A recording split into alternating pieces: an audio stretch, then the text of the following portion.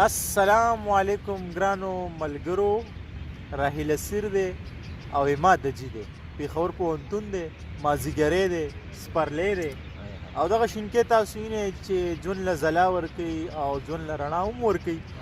ټایم هم ډېرې نه اخلم، زما سره خبرې خو ډېرې دي او زړه مې غواړي چې تاسو سره ډېرې خبرې وکړم، خو چې بیا سیري او عماد دجی نو بیا زما نه چې کوم دی خبرې نورې نه کېږي. اسیر صاحب څه دې راوړي دي؟ غزل به درته ووایم لکه ویشتلې مرغۍ څرنګه سانګونه وهي، هی هی لکه ویشتلې مرغۍ څرنګه سانګونه وهي، داسې مې هر ارمان په هره لاره پلونه وهي. واه سرجي حد دی ډېر ښه سیره. ستا په محفل کې تر اخره پورې چپ یم ځکه، ستا په محفل کې تر اخره پورې چپ یم ځکه، ستا په محفل کې مې زړه بل شانتي ټوپونه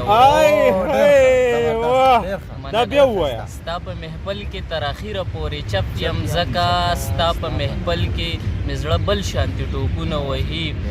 او بل شعر دی پکې چې ستا د مین حالت تر دې دمه راورسېده، ستا د مین حالت تر دې دمه راورسېده، پرله پسې په میکده کې ډک جامونه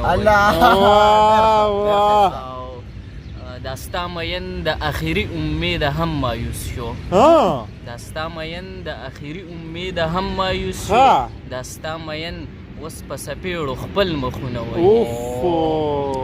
دا بیا ووایه اسیر صاحب. مننه دا ستا مین د اخري امید هم مایوس شو، دا ستا مین اوس په سپېړو خپل مخونه وهي. ډېر درد دی پکې، ډېر درد دی پکې. قربان او څوک چې دعوه کوي عماده، څوک چې دعوه کوي د امن راویستلو دلته، زیلې په تبر هم د امن دا لاسونه وهي.